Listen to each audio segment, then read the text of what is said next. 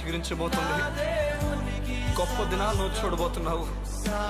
నీ యేసుకు సమస్తము సాధ్యమే.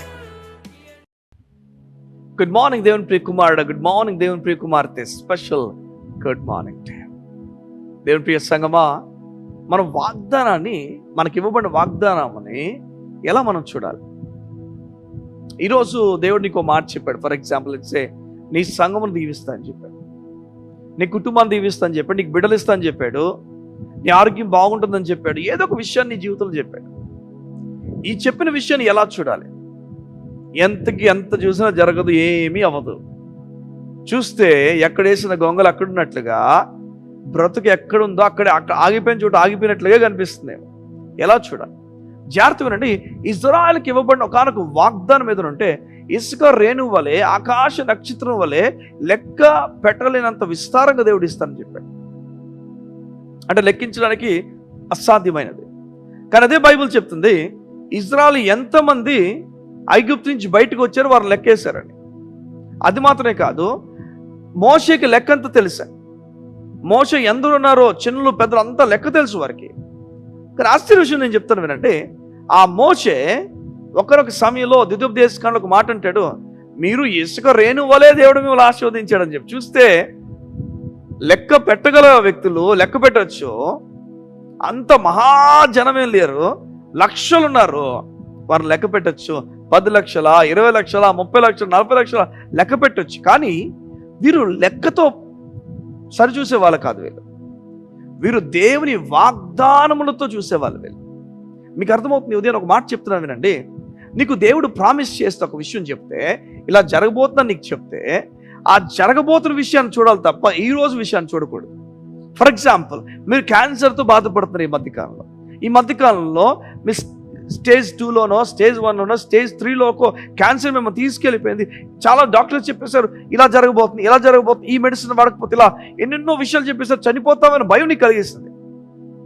దేవుడు చెప్తాడు, అది నువ్వు చూడకూడదు. ఆయన పొందిన గాయముల చేత స్వస్థతను చూడాలి. ఇది కష్టమైందే కదా. విశ్వాసంలో కష్టమైంది ఉండదు. విశ్వాసము కష్టమైన దాన్ని, అసాధ్యమైన దాన్ని సాధ్యపరుస్తుంది. నిజమే, నమ్ముట నీ వల్ల అయితే నమ్మేవానికే సాధ్యమట. చూడండి, నమ్మే నీకు అయిపోతుందట. అదే కాదు, నీవు కూడా చేయగలవు కార్యాలు దేవుని లేఖనాలు చెప్తున్నాయి. అబ్రాహాము 100 ఏళ్ల సమయంలో విశ్వాసముల బలం పొందుకున్నాడు. ఆ బలము గర్భం ధరించినట్టుగా చేసింది. మీకు అర్థమవుతుందా? ప్రామిస్ని, జరుగుతున్న విషయాలు చూడకూడదు. ప్రామిస్ అప్లై అయిందంటే ఫ్యూచర్ని చూపిస్తుంది ప్రామిస్. వీళ్ళు ఎలాంటి వాళ్ళంటే చూడండి, దైవజనులు. అప్పుడు దావీదు కూడా అంతే. దావీదు ఒక సమయంలో, మీకు బాగా గుర్తుంటుంది ఈ విషయాన్ని, దావీదు వెళ్ళి లెక్కవేయమని చెప్తాడు ఇజ్రాయెల్ని. ఆ లెక్కవేయమని చెప్తే దేవుడు కోపంతో రగిలిపోయి ఒక తెగులు రప్పించేస్తాడు. మీకు గుర్తుందా? చూడండి ఏం చెప్తున్నాడంటే, దేవుడు ఏం కోరుతున్నాడు ప్రామిస్లా చూడమంట. అంటే నీ జీవితం, ఫర్ ఎగ్జాంపుల్, ఈరోజు పెండ్లి అవ్వలే, ఆగిపోయింది. ఎలా చూడాలి నీ జీవితం అంటే, దేవుడు నాకు పెండ్లి చేసేసాడు, నాకు బిడ్డలు ఉన్నారు, దేవుడిని నేను ఇలా చూడబోతున్నా అంటే, ఏమైతే జరగలేదో ప్రామిస్ అప్లై చేసిన తర్వాత జరిగిందన్న విషయాన్ని చూడాలి తప్ప జరగలేని చూడకూడదు. నీ సంఘాన్ని దీవిస్తా అని చెప్పాడు. చూస్తే 20-30 మంది ఉన్నారు. నువ్వు ఎలా చూడాలి? దేవుడు ఇంతమందిని ఇవ్వబోతున్నాడు అంటే, నువ్వు ప్రతిసారి నిలబడినప్పుడు సంఘములో అంతమందిని చూసి ప్రసంగించాలి. అంతమంది ఆత్మీయ నేత్రాలతో నువ్వు చూడాలి, ప్రసంగించాలి. ఈరోజు జాబ్ గురించి చూస్తున్నావు, గవర్నమెంట్ జాబ్ అని చూస్తే ఏ గవర్నమెంట్ జాబ్ రాలేదు, ఆగిపోయాము ఒక దగ్గర. చూడదాన్ని. ఇక్కడ ఒక మాట నేను చెప్తాను, ఎందుకు గవర్నమెంట్ జాబ్? ఒక మాట మామూలుగా, ఎందుకని గవర్నమెంట్ జాబ్ అని అనుకుంటున్నారు? అదే స్థిరం అనుకుంటున్నారా? చూడండి, మన జీవితంలో కొన్ని హైట్స్ ఉన్నాయి. ఆ హైట్సే మనం చేరుకోవాలనుకుంటాం. ఒకటి, కొన్నిసార్లు కొన్ని చేరుకోలేనప్పుడు ఏది దేవుని ఆలోచన అది మనం పట్టుకోవాలి. కొన్నిసార్లు మనం కూడా దేవుడు ఆలోచన లేని పెట్టుకుంటాం. అది గుర్తుపెట్టుకోండి. ఎందుకు అంటే, ఇది డిస్కరేజ్ చేయడానికి కాదు, కానీ ఏదో మాట అనుకోవడానికి కాదు, కానీ ఒకటి ప్రోత్సాహం చెప్తున్నాను. కొన్నిసార్లు డిసప్పాయింట్ అయిపోకూడదు. ఎన్నిసార్లు ఎగ్జామ్ రాసి నాకు ఏది రాదని అది ట్రై చేశాను, అందులో ఇందులో వేలు పెట్టాను, ఇందులో నా జీవితం ఏంటనుకుంటున్నావు? దేవుడు నువ్వు గవర్నమెంట్ జాబ్ ద్వారా ఎంత సంతోషపడతావు అనుకుంటున్నావో, రెట్టింపు ఆనందం తన చిత్తంలో నీకోసం ఉంచాడు. నిజం ఇది. నువ్వు నిలకడగా ఆయన మీద ఆధారపడు, ఉన్నతమైన కార్యాలు నువ్వు చూడబోతున్నావు. దేవుని కార్యాలు చూడాలంటే వాగ్దానమును మనం చూడాలి. దేవుని కార్యాలు మనం చూడాలి, వాగ్దానం అప్లై చేయాలి. ఈరోజు స్థితినే చూసి ఈరోజు స్థితి బట్టి మనం ముందు చూడకూడదు, కానీ దేవుడు ఏదో కార్యాలు చేయబోతున్నాడు అన్న ధైర్యంతో మనం మాట్లాడాలి. ఈ ఉదయాన్న అట్టి ధైర్యము, అట్టి may the lord open your eyes, నీ కళ్ళు దేవుడు తెరచిన గాక. నీవు మామూలు పరిస్థితిని కాకుండా, మామూలు విషయాలు నీ జీవితంలో జరుగుతున్న విషయాలు మాత్రం కాకుండా వాటికి పైయొచ్చు నువ్వు దేవుని ప్రామిస్ చూసుద్దువు గాక.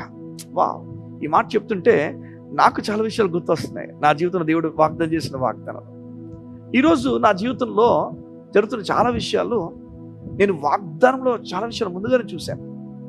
వాగ్దానం బట్టి ఇంకా జరగబోతున్న విషయాలు ఇంకా చాలా ఉన్నాయని చెప్పి ఆల్రెడీ నేను చూస్తున్నాను. మీరు కూడా చూడండి, దేవుడు మనం అడిగినప్పుడట అవి పొంది ఉన్నావు నమ్మని దేవుడి లేఖనాలు చెప్తున్నాయి.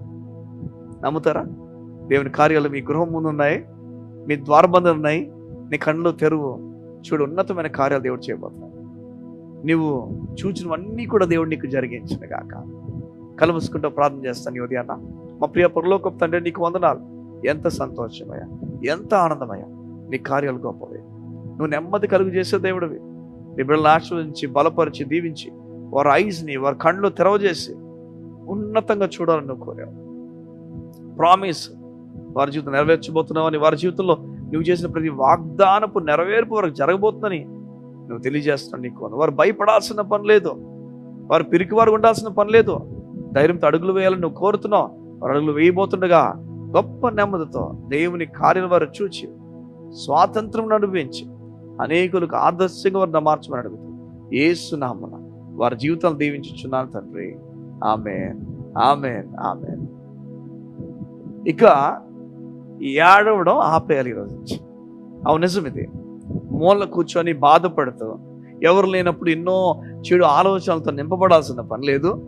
ప్రభు మీద ఆధారపడితే దేవుడు ముందుకు నేను గొప్పగా నడిపిస్తాడు.